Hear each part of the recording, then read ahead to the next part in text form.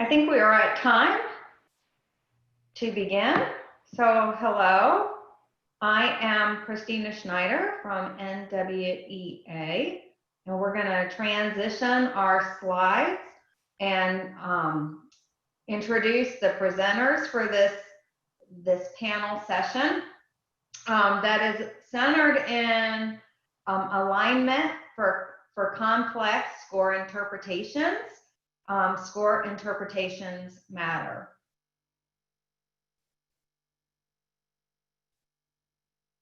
So we should be, there we go.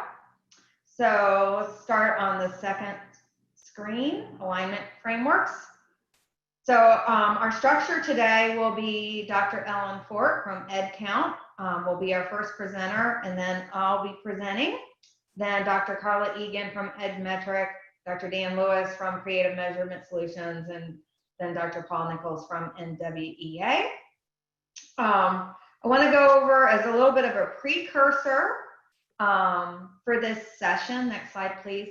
The idea behind range ALD, because those are kind of central to some of the things that we will be talking about today. If we could go to the next slide. This framework that was developed in 2012, it conceptualizes range ALDs to measurement targets on three features: content features, cognitive features, and contextual features. And there's a notion that the cognitive demand framework, such as DOK, should be embedded into the range ALDs and the range and the items, obviously, really at the measurement target level, so that when you're building a progression of skills, that those cognitive levels are really increasing in difficulty in the measurement target in a way that makes sense for that particular measurement target and the intended alignment framework for an assessment. And under this model then, using DOK, depth of knowledge as an example, depth of knowledge would be considered a difficulty driver. We would be expecting that to be something that is going to influence the item difficulty in an interaction with the content features and the context features.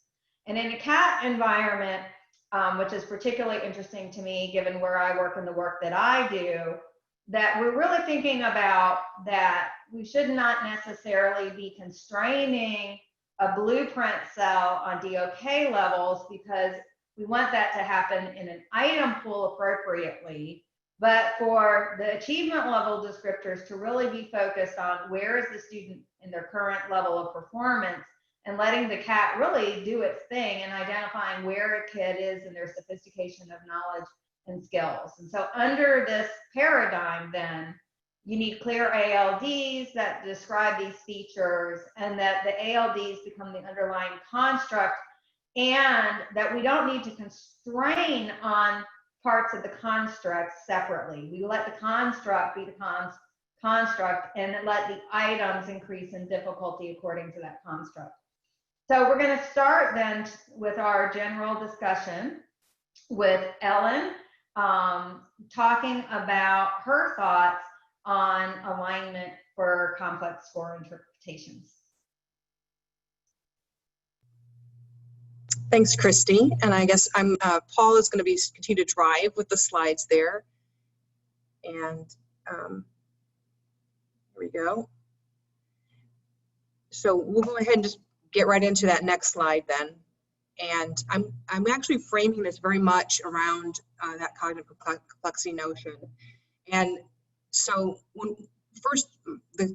what are complex expectations? And we are generally at this point really still thinking about science and the NGSS, the next generation science standards, or what some would call, if they're a version of that, states that not all states have adopted the NGSS, some have made some certain kinds of modifications. But the NGSS, or framework-based science standards that also have 3 dimensions, have a very different structure, and they need to be treated differently both for test design and for curriculum development. So what I have on the screen now is an example of a performance expectation. And in the language of the NGSS, or framework-based standards, a performance expectation represents an intersection among the three dimensions. And there might be more than one standard from each of the three dimensions. For example, what you'll see here, and if you're not familiar, just take a little look at what this is. This is directly from the NGSS website, so I did not create this myself. So you've got the statement about the performance expectation is measure and graph quantities, provide evidence, and on and on. And then you have each of the three dimensions represented below. And so that measure and graph quantities to provide evidence, etc., draws from each of the three dimensions: science and engineering practices, or the SEPs, the disciplinary core ideas, or the DCIs, and the cross-cutting concepts, the CCs. So a PE represents a combination of these, and that is the primary unit of the target unit. The measurement target is another way of thinking about that. That's what you're really looking at. We're not looking at trying to hit each of the standards individually. And so, whereas in mathematics and reading, English language arts, we tend to have thought of ourselves as having even a list of standards, and you're trying to check them off in some way, which I think, if you've heard me talk before, I think is silly.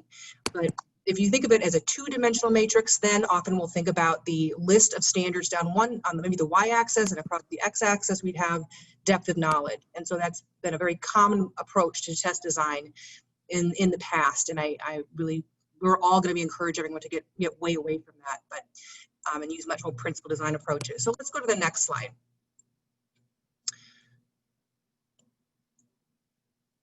So I believe very strongly that test design and development and alignment evaluation belong in the same framework. They should come from the same place.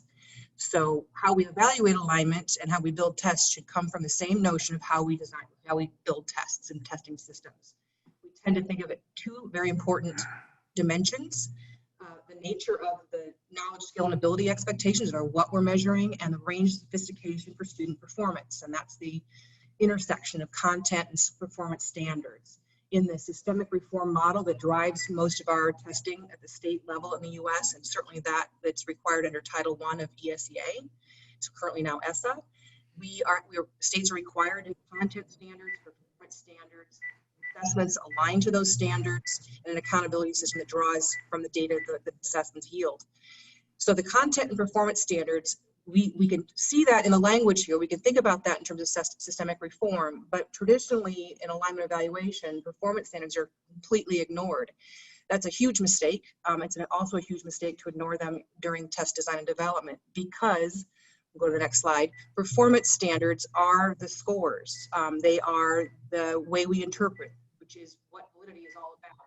So to ignore the way we report scores when we're doing alignment evaluation is to miss the point entirely. Here I've got an illustration of what one might create a test to look like in science, and just to, especially for those of you who are very unfamiliar with some of the three-dimensional 3D science assessments, think of the notion of those PEs, each of which draws from the three dimensions. And then they might combine, some of those might be combined into clusters, or not. You see my first cluster, cluster A, has a phenomenon and a performance expectation, and whereas B has two PEs together and one additional phenomenon. They all go together. So phenomenon is something like the problem to be solved, or a representation of a problem in science. And all of the questions related to that phenomenon should here be related to one or both or all three of the PEs in the cluster, but they certainly should all be related to the cluster notion. So there's some kind of really elegant structure to some well-designed 3D science assessments. When we're looking at an evaluation of the alignment or the quality, part of the quality questions we have about a science assessment, we absolutely have to look at the quality of the phenomena. Those cannot be ignored. That's part of the stimulus, that's the context. And we have to look at items in the phenomenon-related clusters. So we want to see that the items actually reflect what they were intended to reflect. This has been my approach for many, many years, where we look at how blueprints were developed based on standards, because that is the way the test designers sample. It is the cognitive model. Once we look at the blueprint and make a decision about how the quality of that, we can move on from there and say, from this point on, we're going to look at how well the items that make up the test form, the sets of items on which student scores are based reflect that intended cognitive model of the blueprint. So I do not need to go back to my entire array of standards. So here I'm looking at the phenomena and the items and the clusters as they relate to the PEs and the clusters they were intended to reflect. Here I also want to make clear, just in the operational sense of when we're doing the alignment studies, we don't tell the panelists what the items were meant to measure in terms of which cluster. They do experience the test as it's administered to students. They will see the phenomena. It'll be pretty obvious which ones go, but they don't know which standards they go to. Once all the panelists have, I'm going to drop my video here because I think my sound might be bad and that would help. Once we have the notion of all the panelists have done their ratings, we do actually share the structure. We'll show them a picture like this, and then we'll talk about it and say, that's how the test was meant to be designed. Talk to us more about what you think. So let's go to the next slide.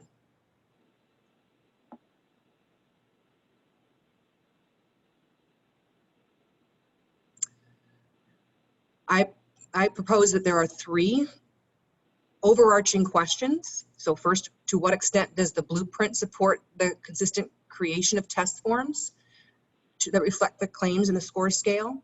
To what extent do the PLDs or the ALDs reflect meaningful and appropriate score interpretations across the full range of the score scale? And to what extent does the test form, so that's including the sets of phenomena, the tasks, the items, reflect the blueprint and provide performance opportunities across the full range of the score scale? Further, we look at each of these questions in 2 ways. I'll go into the extant documentation about the nature of the design process and the development process, and then we'll look at the actual blueprint and the actual PLDs and the actual items on test forms. The reason we look at the blueprint, the reason we look at how things were developed, is so that when we find evidence of some gaps and weaknesses, we can point to where the problem may lie. Those are not criteria that we want to be judged in terms of its quality of alignment. That's a separate issue. But if we find there's some problems in the quality of alignment, without looking at the development information, we would have no way to tell a state where the problems might be and what they might do to fix them. And this definitely reflects my perspective that alignment evaluation is a formative process. All right, let's go to the next slide. And I do apologize. I'm in a hotel room, unable to control my Wi-Fi, but I will try to speak slowly. So in the determining the what, so remember we're looking at the what and the how well, we have to look at sampling from the PEs. It's completely inappropriate to build a 3-dimensional science assessment with more than, I would say, a handful of PEs. It's inappropriate to build curricula based on more than a handful of PEs. You can't do it, and that's not how they were intended to be used. So there's no expectation for those of you designing and building science assessments that you should hit all of the PEs and surely not all of the standards. But you have to think very carefully about how you build those cognitive models and think about the degree to which you would like what the test is measuring or intended to measure and what is happening in terms of your curriculum development should overlap. You want to be careful about the decisions you're making. If you intend for there to be a high degree of overlap, then you need to build that into the system. But when I hear about states having 50, 60 PEs on their science test assessments, that sends up a lot of red flags for me. I don't understand how measurement can be good, especially when we start to think about the degree of sophistication that we'd like students to reflect in their doing science on assessments. The next slide.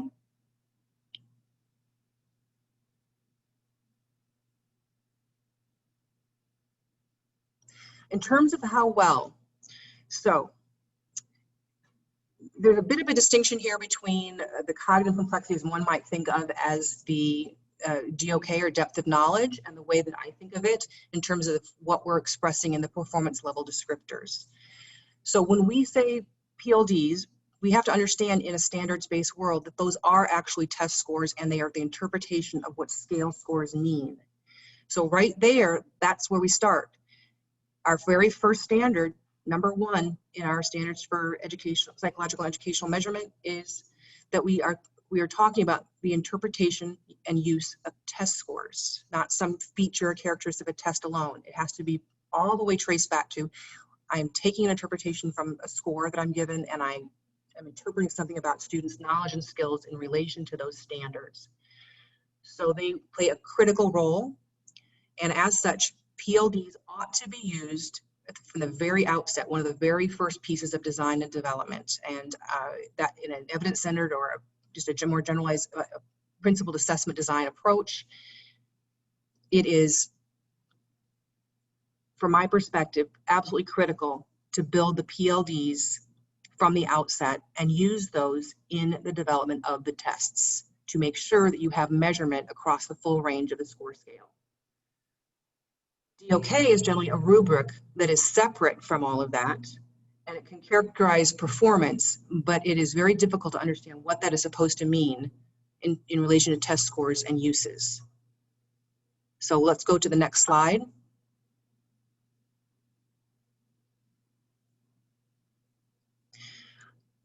In lieu of evidence from the work that we've done, I want to give you an opportunity to work through this yourself. So here is an example standards from the Common Core standards, state standards for writing, grades 11, 12. And I want you to say, if you were being asked to assign a DOK to this, I'm not giving you the rubric, but for those of you who have some familiarity with those rubrics, think of it as lower level. There's a lot more to it. I'm not being fair to those, but there's more to it. Just 1, 2, 3, 4. Let's say where 4 is the highest. You look at the standard, and actually you can see that you could represent. You'd want to know where students were along a continuum of knowledge, skills, and abilities here. That continuum requires you to allow students to have the opportunity to demonstrate performance along that continuum. I need some measurement opportunities on my test that are not at a 2, for example. I need more than that. I need to know entry points. I need to know what my expectations are for proficiency. Those are your PLDs. So it's not a have it or don't have it. It's not a number structure. It has got to be linked to what your expectations are, and for each student who experiences the item sets that are related in some ways to this item, needs to demonstrate something. I want to see a range. So a DOK number does not help me do that. Let's go to the next slide. Now here is that PE that we saw earlier. You can see pretty clearly that it would be impossible to assign a DOK to this, and you wouldn't want to. I want to know what less sophisticated looks like, and I want to know from each level above that what more sophistication looks like. That's what our PLDs should tell us.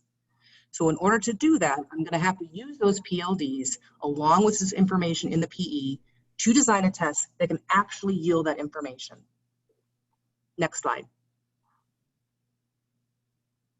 Just my standard picture of the structure of academic performance standards, achievement standards, that PLDs are one of the 5 components that in the range from lower to higher levels. You've got the names of the levels, the description, the PLDs, you've got the cut scores, and you've got the notion of samples of student work, which of course is often missing. But those are the pieces that are meant to be included in a set of PLDs. I'm not speaking anymore to what nature of PLDs are or what makes good quality ones. Some of the other panelists may speak to that a bit, and you can certainly ask some questions of them. Let's go to the next slide. And this is for me finally, and again, I apologize for breaking up here.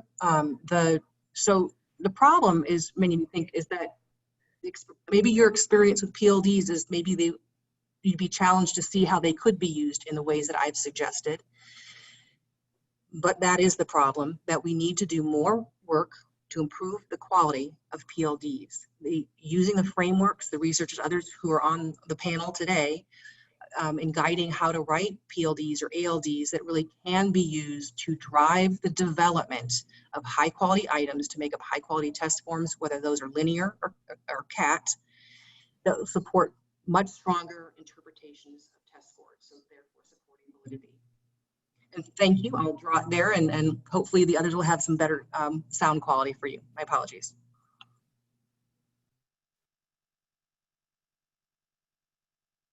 Okay, I will be next. So we're transitioning slides.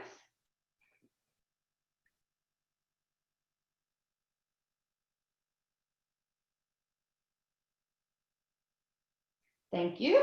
So we'll just go ahead and start right into the first slide, please. So I want to talk a little bit about test score claims and what we're saying about students when we use range ALDs. So the test scores identifies where students are in their present level of performance in regard to the standards or what's being measured as the construct from the assessment.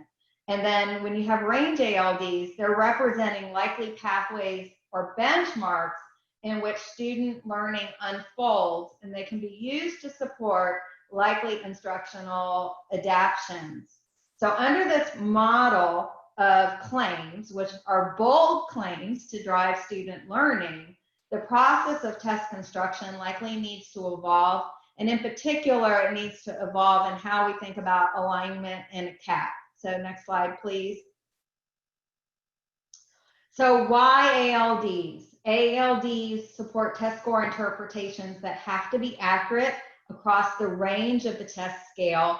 And if you want to drive and support instruction being personalized for students that are in different stages of learning within measurement targets, then you really want to define what those progressions of knowledge and skills are, hopefully in advance of developing items. But as I'm going to show you a case study, this was done after some items were developed in the middle of item development. So CAD offers us approach of defining a construct to be measured, and it really focuses on defining an assessment system to satisfy intended score interpretations and uses.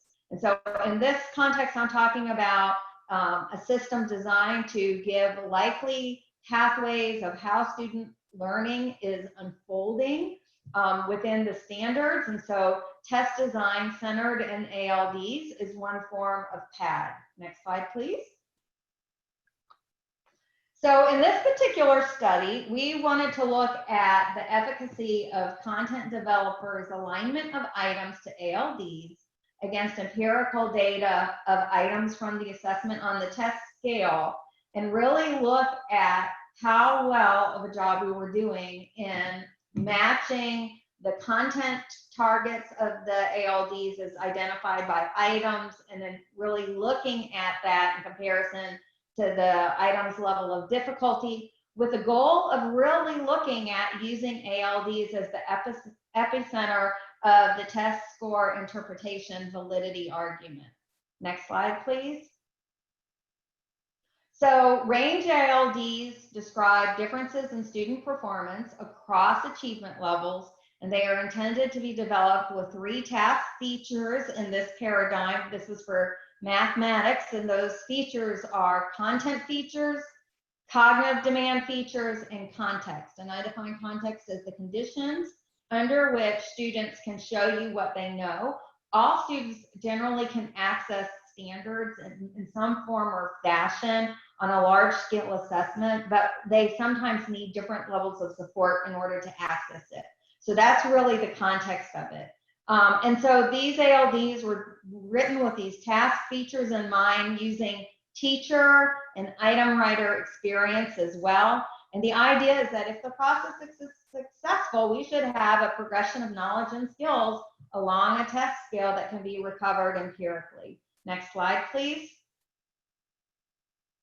So this is an example of what range ALDs look like. What I want you to see over on the left is how the state has defined its learning target. And then you see from the left to the right, you're getting a progression of what that looks like, what that alignment looks like for a child that's in more novice states of understanding in level 3, in a level of understanding where the state is saying that this is more likely to be on track of meeting the college and career standards.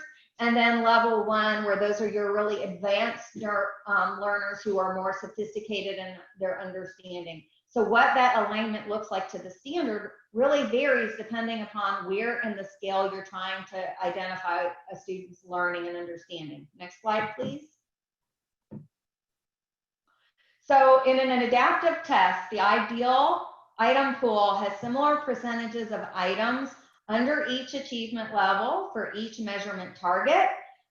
When we think about traditional alignment metrics and looking at alignment of a test form, a lot of that comes from a foundation of a fixed form assessment. In a CAT, those fixed form assessment criteria are best served at the pool level, and so that is a precursor condition for supporting claims. But we have to go to another set of levels where you're looking at the ALD claims and looking at alignment to the ALDs. And so really you want to be able to look at evidence as the relationship among what content experts believe that they're measuring through the items, what achievement level, how does that work with item difficulty, and then do we see then not only that we have evidence of content validity, but we also have evidence of score interpretation, use validity as well. And oftentimes we don't actually check that the score interpretations that we're giving to our stakeholders are true. And so that's really the underpinning of the study that we want to show you. Next slide, please. So this is the overview of the test design process that was used, and this can best be described. Ellen has a great paper from 2017, and she describes an amalgamated assessment process where you're using ALDs and you're aligning items to ALDs that may have come from another standard, another program. And so this really was looking at how do you do this in a program that's operational very quickly. It's coming online within a year. And so this was the steps that we used to do this. And more information is in the paper. Next slide, please. So this study used multiple choice and technology enhanced items. The number of items in the pool that were tagged ranged from 424 items to 553 items. And as you can see, the items that we used in the study were generally representative in the banks in terms of statistical quality. Next slide, please. To engage in the study, since this was real world naturalistic setting, the content specialist in the beginning, when we first got this item pool that had not yet been aligned to new standards, the first process was that the content specialist aligned each item to a standard based on teacher committee feedback. Then we built ALDs to support standard setting. We built range ALDs for standard setting. We have come to believe that the target ALDs may not be necessary when you're using ID matching. And so we went into our standard setting with that proposition. And so what we did is, following that standard setting, we reconciled the range ALDs to the reporting scale. So we're calling those range as reporting ALDs following Michaels et al. And then the items were in the bank then were matched to the ALDs in a spreadsheet sorted by standard by the content developers. And then in 2020, they updated these item to ALD matches to incorporate the new items that we had field tested. Next slide, please. So the two sets of alignments that we're going to be looking at now are going to be the content developers alignments of items to ALD matches. We call that the target ALD. That's the item that we're targeting to a particular ALD. And then the actual empirical difficulty of the item is determined by the item's response probability at RP67 to denote mastery. So that's the interpretation and use definition of the item difficulty. That was called, and the cut score, with the cut scores included, that was called the operational ALD. So we're really looking at how well did we do when we had the content developers target ALD classification matched to the operational in terms of agreement. So we looked at this through a couple of ways. The first way we looked at this through was traditional agreement statistics, because, and if you could think about this as you have to be as accurate with these alignments a lot of times as we want to kind of be with scoring students' performance on an assessment. It matters this much when we want to make strong claims about test scores. And then we're also using a new standard setting process called the embedded standard setting procedure that was developed by Dan Lewis and Rob Cook. And we're putting these together because the embedded standard setting procedures offers us some interesting ways at looking at where the contents interpretations in a bank are optimized. Next slide. So when we look at the ESS process, it's very similar in terms of its conceptualization of where you find cut scores, in that the item that is the first item for an achievement level becomes the cut score. And what we're really looking at is maximizing, identifying where that first item is in the OIB, if you want to think about an OIB in standard setting, based on the item alignments to ALDs. And so what we did is we looked at this process and we compared it, next slide,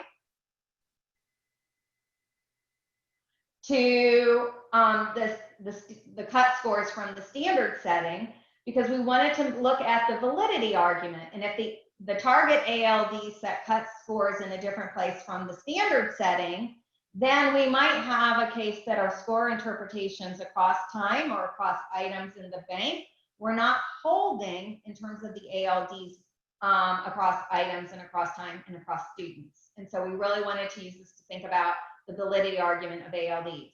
So in the ESS procedure, you look at, for every item, for every scale score along the scale, the number of consistent alignments you get if that were a cut score.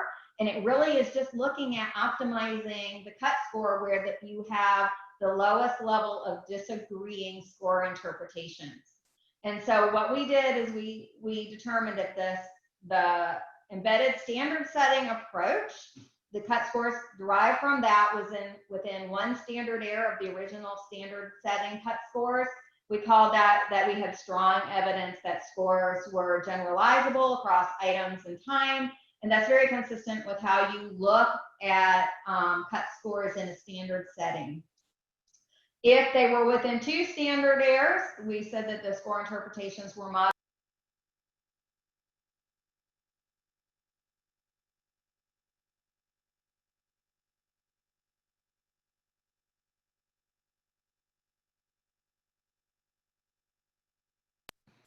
Next slide.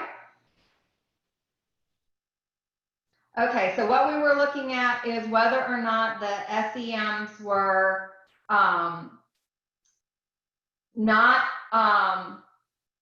were within within one SEM of the original cut score, in order to think that we were recovering the cut scores and the score interpretations were comparable across time and items. So what we found was that the content experts were able to accurately identify 56 to 60% of the items by grade for their true ALD and their empirical ALD. And so that you can see that when we look at the Kappa statistics, this level of agreement would be categorized as fair, above the chance level, and that the exact and adjacent agreement values ranged between 96 and 98%. Next slide, please. And that we saw roughly about 10 to 13 items per grade level that we would call maximally discrepant. And these were the items where the content experts might have thought they were easy, the items were easy when they were really in the hardest level. Next slide. So this is what we found in terms of looking at if the cut scores done by the embedded standard setting procedure were really recovering what the teachers felt like in the operational standard setting 2 years earlier. And you can see that our level 2 cut scores all had strong evidence of generalizability across time, and that for one level 2 cut score we had moderate evidence, and that the other ones we had weak evidence for. Next slide.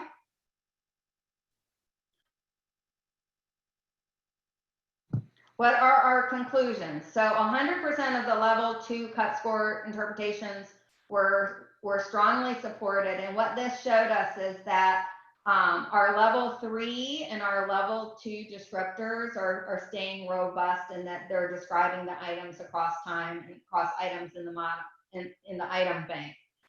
For the level 1 score interpretations, that we were only able to have 17% of those as being moderately supported. And so we're going to need to continue to look at that. Next slide. So the results are encouraging. The target agreement was really related to the RP 6-7 classifications for the OP. So we think that that's encouraging, because in essence, that what we're able to see is about 90% of students' score interpretations are accurate. We're also seeing that the agreement indices and the weighted kappa and the ICCs and the product moment correlations, they're moderate. That means that there is a relationship between what the content developers are seeing and the actual item difficulty. We did note that the kappa indexes were not as high as the study that we did in 2013. However, in that study, it wasn't in the naturalistic work setting that content developers are doing. And so that's one thing that we noted.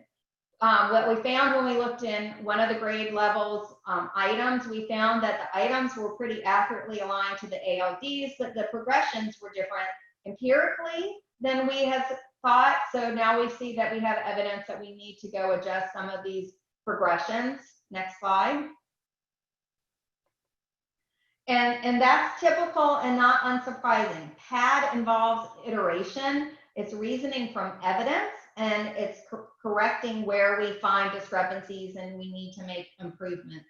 And so we feel like we showed that 90% of the score interpretations that we're giving out for those level 3 and level 2 students are accurate, but we need to do more work in understanding the thinking and the reasoning of skills at the highest level of performance. And that's really important in order to give actionable information about how to grow students from level 2 to level 1. So thank you. And Carla is next. Hi, everybody. It's nice to see so many folks dialed into this or online for this. This has been an interesting year, to say the least. And I have to thank Paul Nichols for accepting my slides this morning, because this didn't get on my calendar. So it did not exist in my mind until Saturday. But we have been doing a lot of work in this area, and I want to recognize the work that Ann Davidson has been doing with me as we've been trying to think through how you use ALDs and alignment studies. Next slide. You know, and I also want to recognize the work that Norm Webb's team has done in this area. I think the fact they've done such solid work and that people are now talking about it and how do we improve it, how do we change it, shows the foundation we're building on. And I appreciate that. So as we've been doing standards alignment studies this year, we've been including the using ALDs and using ALD, aligning items to ALDs. And we're trying, as we're doing this, you know, it hasn't been simple. And I think the questions that have guided our work are, why are we doing this? Why are we using ALDs during alignment? What do these ALD alignment ratings tell us? And then how are we analyzing them? One of the really great things that Norm gave us were these indices that help us understand, or at least for people that like quantitative data, I love them because they give me a way to look at that and understand what the alignment is telling me. And I think it's also helpful in communicating this out to lay people and what's going on in the assessment. So, you know, as Ann and I have taken on these alignment studies, one of our thoughts have been, you know, what do we get now from current alignment studies, and what does this give us? Next slide. So why are we doing this? I think Christy and Ellen both laid out really good reasons on why we're examining ALDs in terms of alignment studies. This does provide us another entry point into the data. And if range ALDs have been used to guide test development, we expect to see strong alignment between the resulting items and the ALDs. There are numerous ways we could look at this type of alignment. The way we've done it is we asked panelists to study the range ALDs and to assign items to range ALDs. But there are other ways we could have gone about that. Range ALDs show us, and Ellen really got into this expectation for student growth across the continuum. Next slide. So as we've done this, my question became, what do we expect? As we're looking at this alignment of items and range ALDs, what are we hoping to get? And what happens if we don't find this? So we expect that there will be strong alignment between ALD assignments based on item parameters and ALD assignments made by raters. We expect that they're going to represent the range of expectations as outlined in the ALDs. But again, what happens when we don't find this? And this was a great curiosity to me as we started this, and I think it still is, because we know from studies Christy and I've done earlier, from what's in the literature, that educators, panelists in general, content experts don't necessarily have the greatest alignment between being able to select where that item would go in terms of an ALD and where it goes compared to where it empirically goes. Next slide. So how?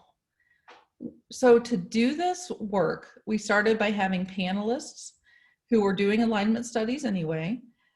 So they were doing your typical alignments, aligning to content standard, DOK. We also had them aligned to ALDs. And then when we had the data, we compared those ALD assignments to parameter-based ALDs, so the empirical ALDs, and we wanted to compute a range of ALD computation. Next slide. And the data that we have for this, we have alignment study data from a large-scale summative assessment. We have alignment study data from an interim assessment, and we also have alignment study data. We have half of it right now for an alternate assessment.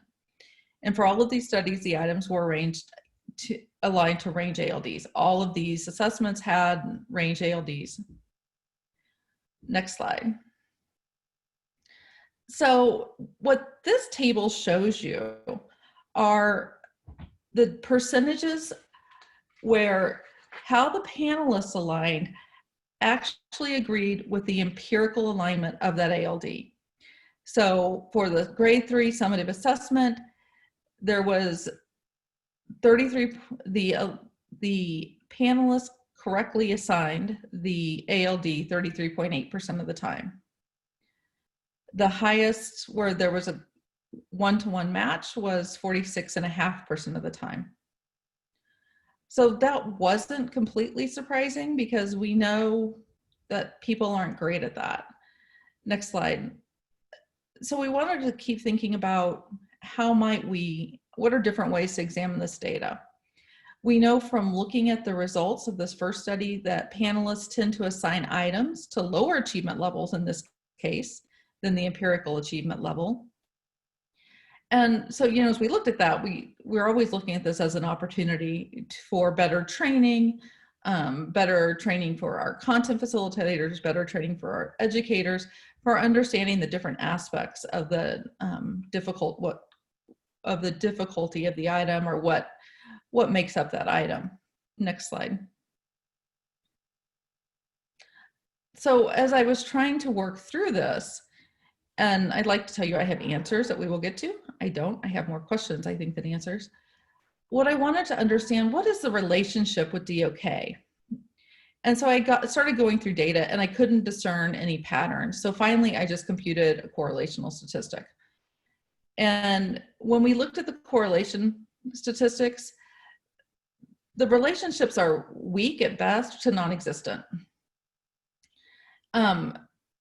and if you keep going, so we have the summative and the interim. For this particular summative and interim, there were only 3 achievement levels, and in terms of assignment to DOK, that were mostly related to DOK 1 or 2.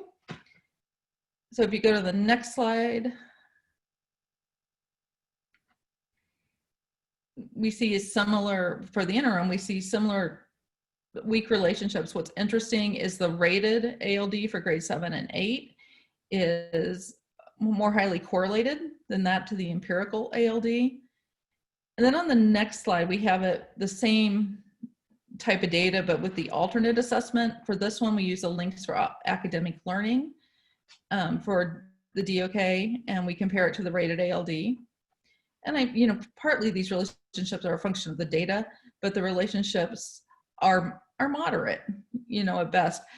To me, as I look through the data with the DOK and the ALD, what it really was saying to me was something's different is going on with each of these.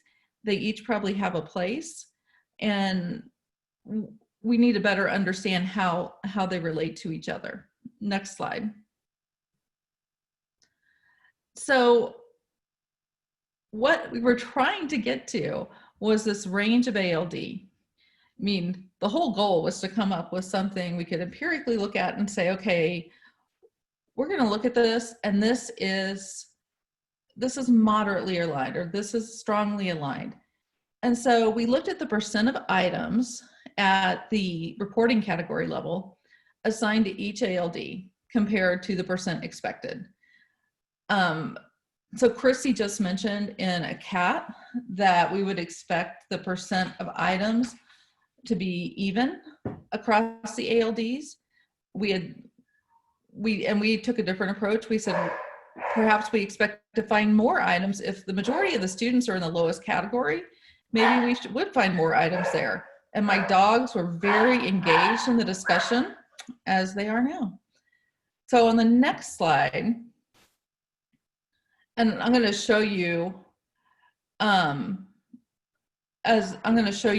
the actual Google Sheet that we were using. But what we were looking at was, okay, if we compare the distribution of items by ALD compared to, in this case, we used what we thought of as the percent of students in each category, what were the number of standards that are above weakly aligned? For interim, it tended to be between 1 and 3. There were only 4 reporting categories for this particular test. And so there was always at least one that was weakly aligned. Next slide. When we looked at that, so the first column, the interim 111333, shows you when we look at rated to rated. Then we have using rated DOK to rated ALD. The next one shows you when we use the true assignment of the ALDs.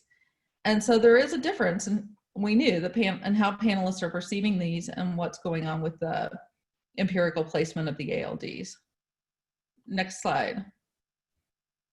So Paul, if you hit that really quick. Oh, I wasn't planning on anybody else looking at this. I mean, pulling it up besides myself. Here, we'll go through the rest and then I'll show you this sheet.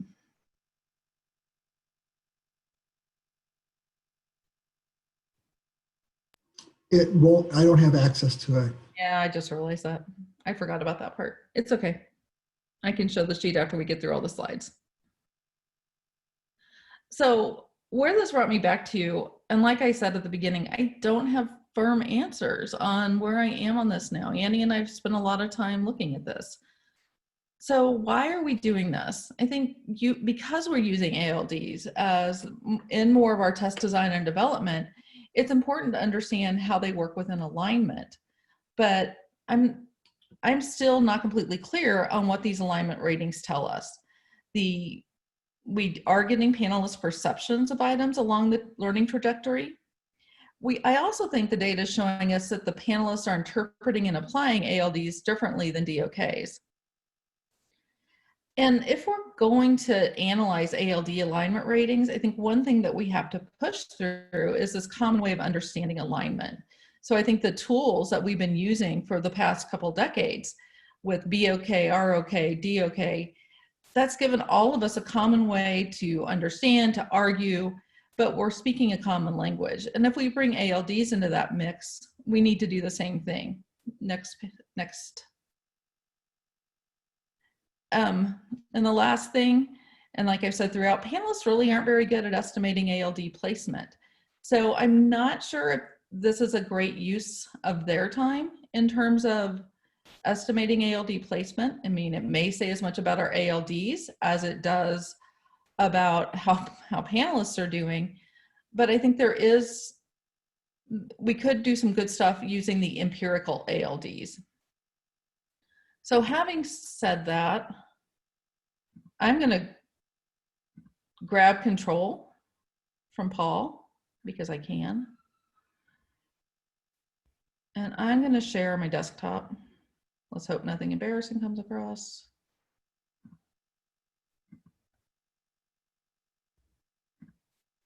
And you should be able to see, this is the alternate assessment that we worked on. There were 3 reporting categories. And then we have how the items, this was using panelist ratings, how the items looked across those ratings. And here we used, we said, okay, based on how students are placed into performance levels, we have 45% of students in category 1, 27% in category 2, 21% in category 3, 7% in category 4. And so overall, we came out with this, it looked pretty weak all the way across. I mean, we just as easily could have said 25, 25, 25, 25. And again, the data doesn't, the results don't look great, but what we're still waiting on for this particular set of data is the actual empirical ALDs. And then we'll be able to run this comparison again to see how the items look once we've actually assigned cut scores to it. So with that, I will stop and I will turn this over to Dan. Thank you, Carla. Go ahead and share my screen. So I find myself in an interesting position. Ellen talked about some of the greater challenges being the relatively poor state of many ALDs, that we need to improve ALDs. Christy talked about the alignment of the ALDs and found actually pretty good results, about 60% on average, which is actually not too bad, exact agreement of the operational, the aligned ALD and the empirical data. Carla didn't quite get as good a results, and actually poor enough to wonder if it's worth doing that. So I'm going to, I've been thinking about this problem since 2014 when I co-facilitated the Smarter Balanced Standard Setting and realized that there are other ways of doing it given principal assessment design. And about 3 years ago, Rob Cook, my co-author, joined me in thought leadership on this. He's made some strong contributions, so I want to acknowledge him.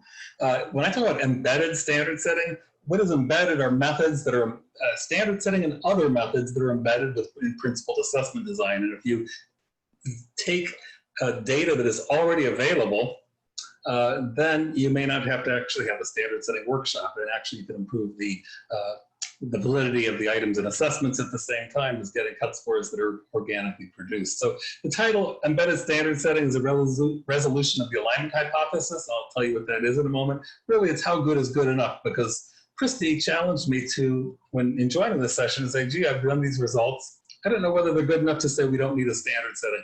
When is the embedded process organically produced cut scores that optimizes the consistency of the aligned items to the empirical data good enough to say that we don't need a traditional standard setting workshop, which we all know is very expensive, high stakes, highly visible.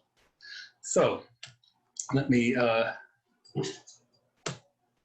move on. So the claims that we made, and trying to tell you how good is good enough, let's look at the claims that Rob and I make. If achievement level descriptors are appropriately crafted, definitive statements of what students in each level should know and be able to do, so that's key. If items are aligned to specific achievement levels because they elicit evidence of one or more claims or targets that define that level in the ALDs, we have alignment. This is actually the alignment hypothesis, and where a term I heard that Ellen actually coined in our discussions. Items are, subject matter experts hypothesize that this item is aligned to this achievement level.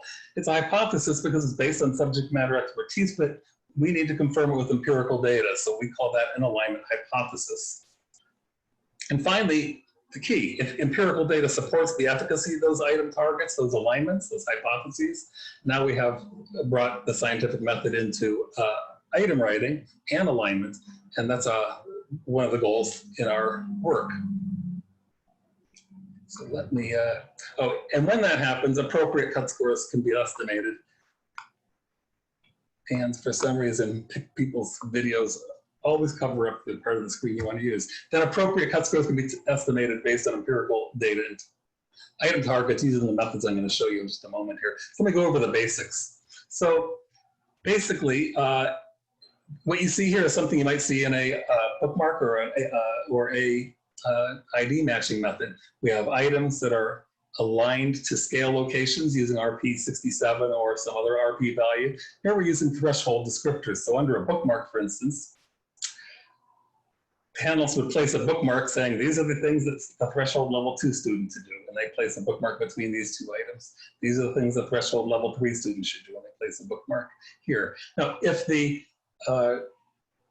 subject matter experts were able to do this, so these are the aligned levels before empirical data, and that's the whole idea is we align them first, and if they made perfect classifications, you can see why we don't need a bookmark standard setting or even an ID matching, because the bookmarks are already there for us. So in this case, when they're perfectly aligned, you can easily see why a traditional standard setting workshop wouldn't be necessary. What a strong evidence of score interpretation to have the ALDs, the item alignments mesh up so perfectly with empirical data. Because this is exactly what you ask standard setting participants to do. We don't need to do it. It would be a redundant task under these circumstances. And just for the heck of it, these are, if you use range ALDs, you'd have the cut score for cut level 2 be the first item associated with level 2, like this. So it works for both range or threshold descriptors. Well, what if they don't do it perfectly, as both Christy and Carla found? Well, ESS methodology, the way we describe it in the paper that was published earlier this year, this is the follow-up to it. We look at each level independently and look at how do we maximize the consistency of the subject matter expert judgments, the alignments, their alignment hypotheses with empirical data. Well, in this case, the level 2 cut score is at 404 because there are only 2 misclassified or inconsistent items. And here, let me show you what they are. These 2 items shouldn't appear there. These level 2 items that were aligned by the subject matter experts to level 2 appear after the threshold of level 2. If they're saying the threshold level 2 students should have these the skills reflected by these items, but they don't. You have to be more into the middle of the category of level 2 and able to respond to those successfully with that level of with that response probability. So these items are inconsistent with the descriptors and with the alignments that were made. So identifying the minimum allows us to maximize the interpretation based on subject matter expertise. So we can do the same with the level 3 cut score, where we have one item that is out of that is inconsistent, and that would be this level 3 plus item, an item beyond the threshold of level 3. So that is the basics of how we actually estimate these cut scores. And we, in order to respond to the question, how good is good enough, we came up with these 3 questions. So the 3 requirements, again, ALDs, alignment, empirical data supporting it. The first question is, what are the criteria for being able to say whether these requirements, those 3 requirements, are met or not? 2, what is the most appropriate action when the requirements are not met? And finally, what's the evaluation criteria necessary to determine when ESS cut scores are sufficient to replace the traditional item-based standard setting workshop, which is my 2020 vision. So there's lots of evaluation criteria for requirement 1, where we have ALDs that are appropriately crafted definitive statements. And the primary one, though, they're all important, but really the primary one for me is that the ALDs are shown to be sufficiently well articulated to support item writing, modeling, and or alignment. So if they are, great, and that happens during alignment studies or during item development. If you, but what if they find that that's challenging? Well, this is the great part. And Ellen's description of one of her greatest challenges being ALDs that were not of the highest quality. This is an iterative process. This is what I call embedded methods, not just embedded standards. So embedded methods throughout the assessment life cycle. This is embedded ALD refinement.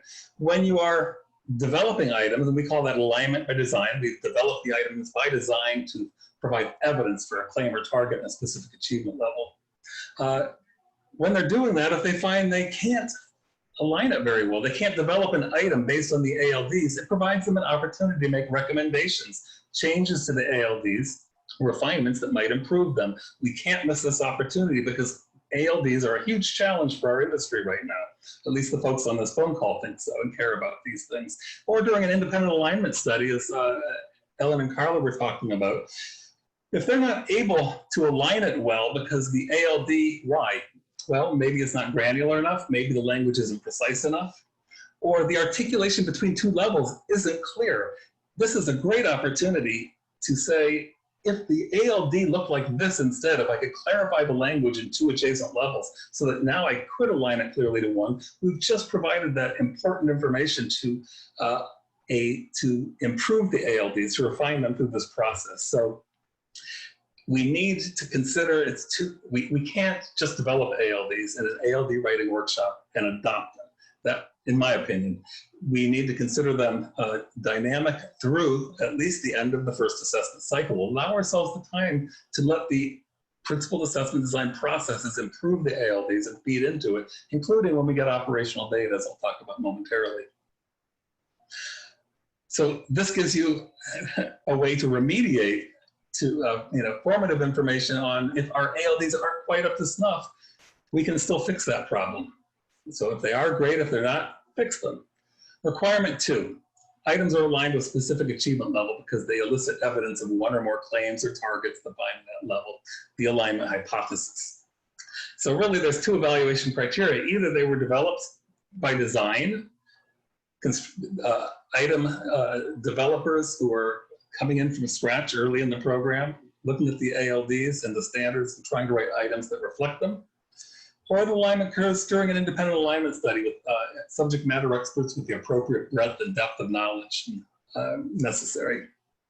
So if these 2 things haven't occurred, if somebody, I don't know how else you align them. So something has to happen to make these things, to make the alignments occur. There's not a huge evaluation criteria. One of these 2 things, if they haven't actually been done in a formal setting, they still could be done as long as you employ subject matter experts with the appropriate breadth and depth. I don't recommend that, but if you don't have this, you're kind of missing a critical element. So even if you have these things, these are hypothesized alignments in RAW in my mind.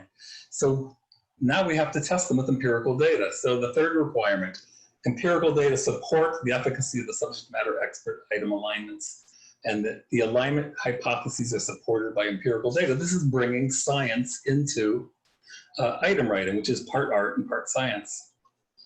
So requirement 3, evaluation criteria. Empirical data support the alignment hypotheses. The way we can look at that, weighted kappa, like Christy examined, the correlations between the item level. So if it's a level 1 and a low level, you would expect it to be an easier item, and a lower response location on the IRT scale. And finally, that the hypothesized achievement levels are consistent with the levels operationalized by ESS estimated cut scores, which are estimated to optimize the relationship. let me take a look at some of the stuff I've modified the tables from Christie's paper. So first of all, notice that when I say how good is good enough, so even if these things are there, first of all, we are likely to have some agreement. We're not likely to have perfect agreement until all the problems with cognitive modeling are solved, meaning the day after never, because we're never going to fully understand the cognitive processes. So we'll never have perfect agreement. But how about if we have pretty good agreement or some agreement? When is good enough enough? So I'm going to use Christie's paper and her data as as a model. So first of all, they did a lot of items, over 400 items in every grade across 3 through 8. And the average kappa was 0.42. Fair according to the weighted kappa, not beyond chance. The correlations were similar. We would like to see these things being better, but the consistency actually was not too bad. 58% exact agreement. I don't think that's bad at all, and better than we were seeing from the work that Carla presented. Better than some we've seen in other areas, similar to what I saw in the paper that we published, Rob and I published earlier this year in EMIP. Just as a frame of reference, NAEP, when they do 3-level items, constructed response items, they do some intense training of raters and scorers. They come up with values in the 80s for 3-level items. So these are 25 points below that, based similarly on hypothesized, those are hypothesized ratings to a degree, they're based on expertise. These are hypothesized alignments. So if we want to improve that and try to get up to the NAEP level, well, this is just one of 3 stages of bringing consistency to these. So the first one is the purest form, where you just do it based on subject matter expertise. But again, these aligned, these embedded processes, they're embedded, I call these to bring in embedded assessment system coherence. There's a whole feng shui about all of this where they work together. So how do you bring ALD refinement together with item development and improving the items along the way, like we do after we field test, we try to improve them if we can, between item alignments and cut scores, and they all work together. Let me go back to where my arrows were. Once you do an embedded standard setting analyses, and I'm not going to share a lot of those with you right now because of time constraints, but when you do these, you get information about which items are consistent, which items are inconsistent with empirical data. After the field test, you can take these to an ESS item review and resolution meeting. We already do item reviews typically after field test anyways. I'm not adding a new process. It's embedded in the existing item review meeting.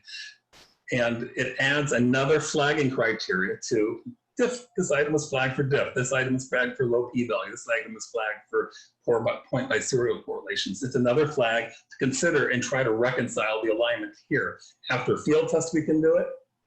After operational testing, we can do it again. So there are 2 activities that we describe in our paper, and both were one published earlier this year, the one that's available from this session, I'll be happy to share, in how you do that process and how you improve those alignments based on subject matter expertise confronted with empirical data. After all, when our hypothesis is not confirmed in the scientific method, we don't just say, oh, well, we try to figure out, we still think we're onto something. What can we do to improve it? What did we do wrong? How can we fix things? And that's the key here, is to bring these things to subject matter experts so they can think about, gee, does the item need to be fixed? And here I talk about these things. Do the ALDs need to be fixed? Maybe there are aspects of that, again, not well articulated, that we can improve. How about the items? Just like we do during flagged items, when we see a 4-point by serial item, what can we do with this item to improve it? So can bring that element to it. So there are multiple aspects of the test development process, the assessment life cycle, that we can improve through these methods that we already do in these workshops. It's not a radical activity or a radical idea. How about the value of ESS consistent items? So I'm getting close to my time, 2 minutes, I see. Let me just say that items with data are gold. Test publishers know that they cost well over $1,000, over $2,000 frequently to develop items that pass field testing and come out with no flags and no reconciliation. So I believe that the ESS consistency is just another flag to be considered.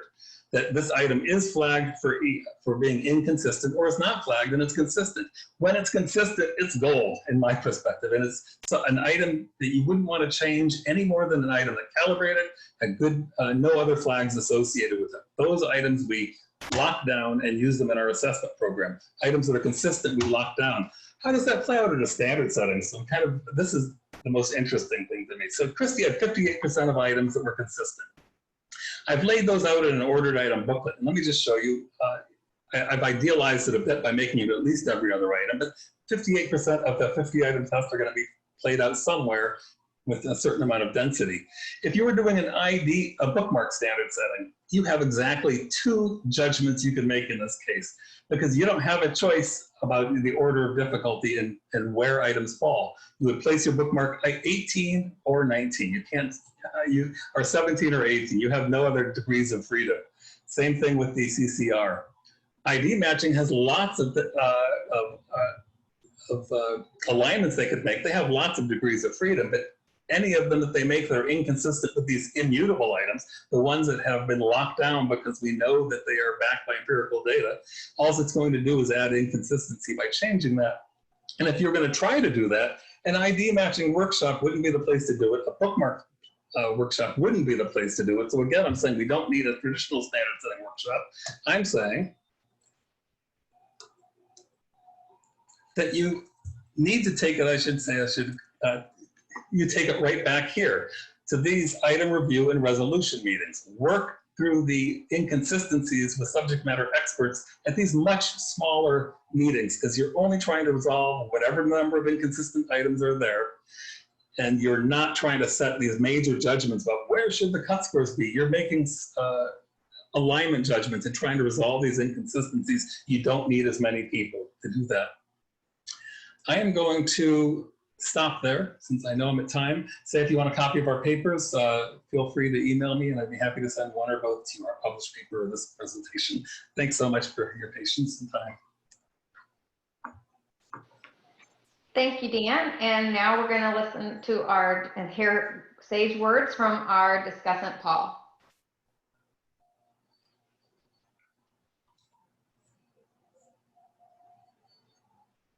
We hope.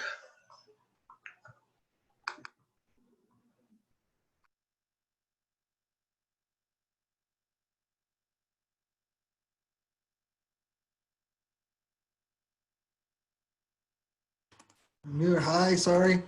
Got to find where the buttons are on this interface. So I'm going to share quickly. And let's see, that's my screen. Okay. So I hope you can see it says, right now it says lagging and leading indicators. Can you see that? Yes? Okay. I'm just going to start there. So I'm going to talk about lagging and leading indicators for a minute because I think that really frames what we're talking about today. Lagging and leading indicators. Lagging indicators are something that, that we measure, we can observe. It changes after something shifts. Right? After something shifts. So for example, for the economy, average duration of unemployment, that shifted after the pandemic hit. For alignment, you might see something like frequency of use of Webb's 1999 alignment approach shifted. That you see the frequency rise after a shift that I'll talk about in just a moment that Ellen talks about in her 2017 paper. Shift in terms of how peer review was being approached, the policy environment. And there was a shift, and we saw a lot of use then of Norm Webb's alignment approach from the 1999 paper, and that reflected a shift towards a more standards-based systemic reform model. So, and that's been current for quite a while. And I think in this session, we're looking at leading indicators. That's a heads up for the next shift that's happening.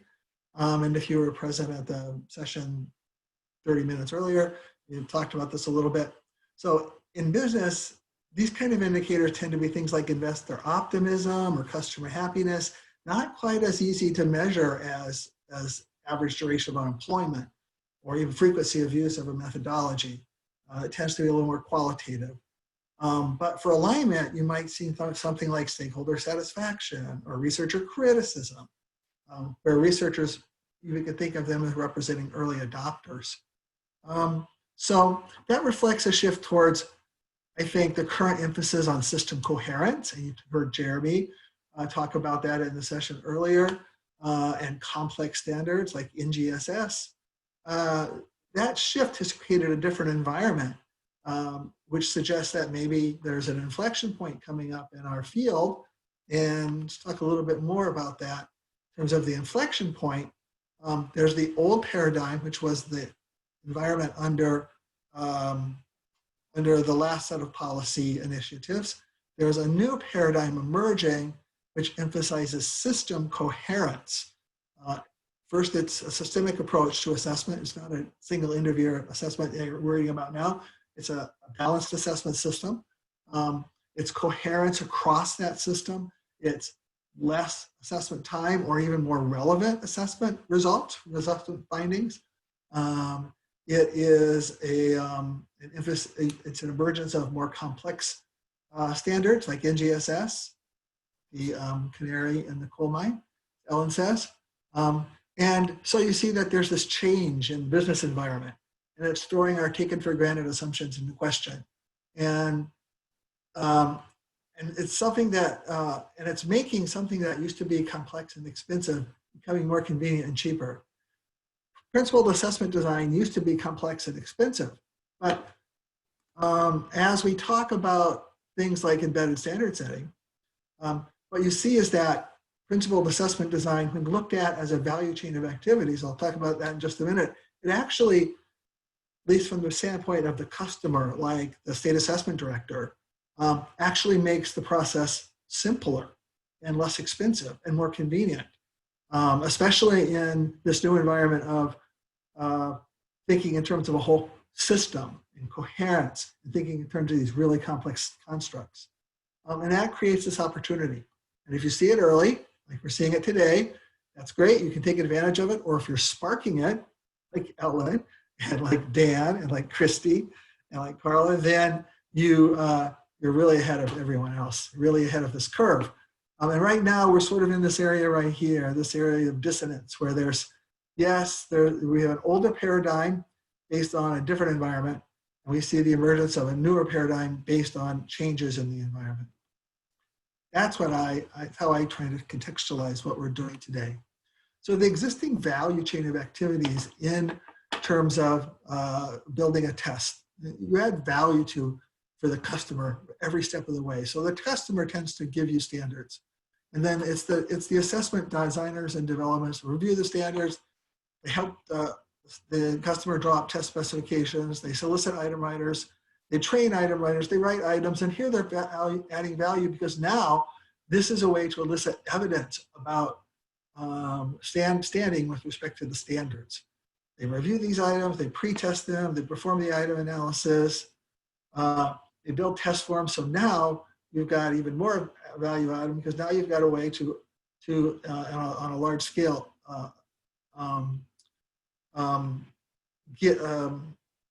aggregate information about learners' status with respect to those standards. You administer the test. Now you add more value because now you've gathered that information and you set standards. So now you add value by looking at how these students' results are relative to some sort of achievement level descriptor, PLDs, ALPs. So all along the way, the test developer is adding value for the customer, maybe the state or the district.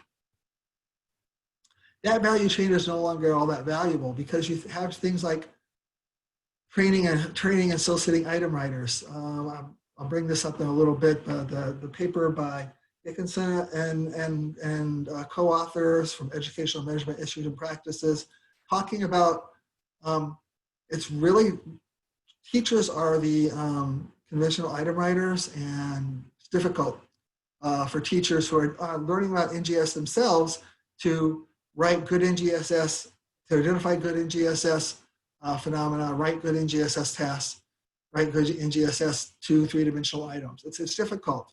It's very complex, and they struggle. The same thing with then pre-testing these tasks. It's very difficult to score them. It costs a lot of money. They're very costly tasks. It costs even more than a conventional performance assessment task. And then doing standard setting on NGSS, as that paper by Dickinson, that thank you, Christy, for bringing that to my attention, says it's very difficult to do. And you see in the results that Carla was talking about, for example, that asking teachers to understand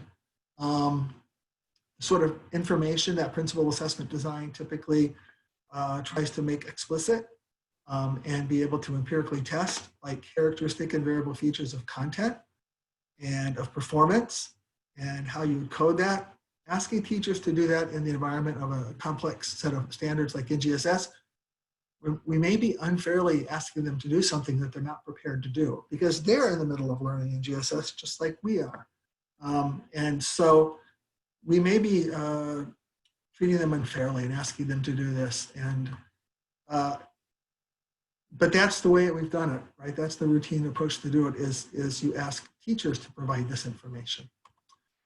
Now we have a new value chain, right? We have a new value chain based upon principal assessment design. And that value chain may actually provide more value to the customer, because now you're helping to define the construct. You're creating range LDs all up front, all of them being able to, you can empirically test them.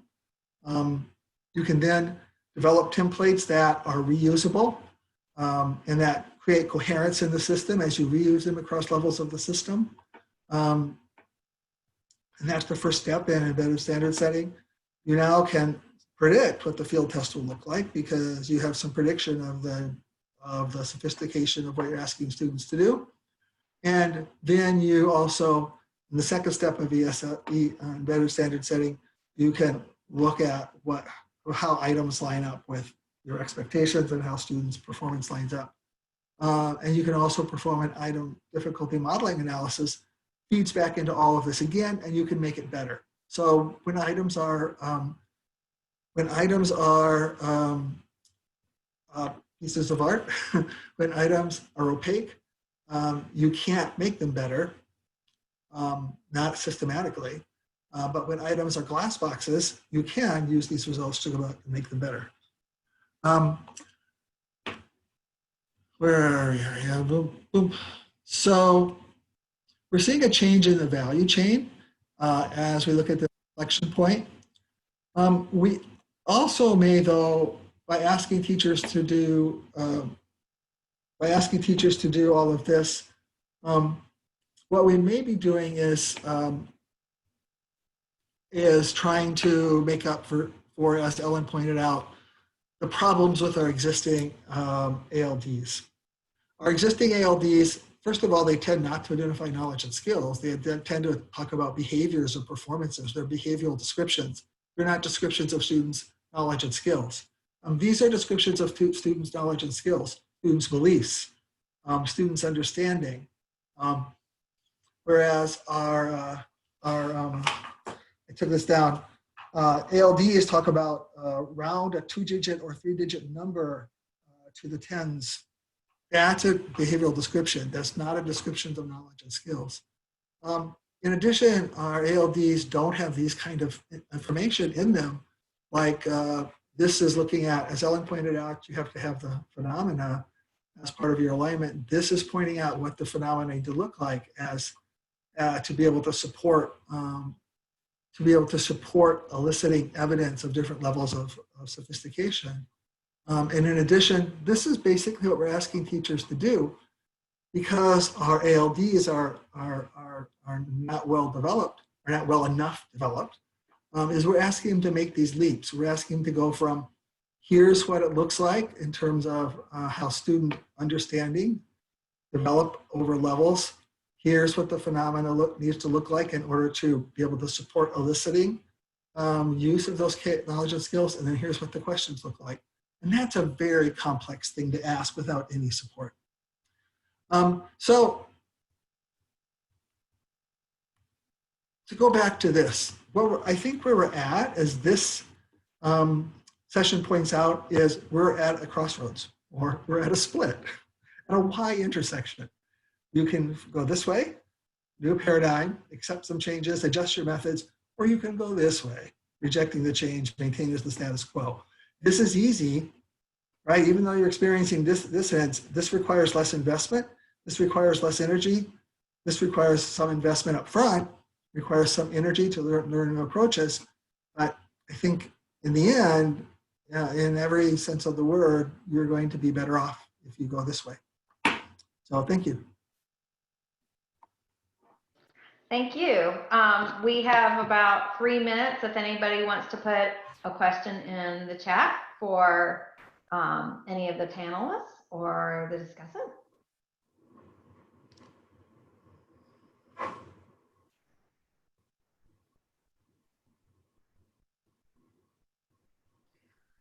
So if there are no questions, please note that in the chat, NCME has a survey evaluation form for this session, and we surely thank you for your time for being with us today.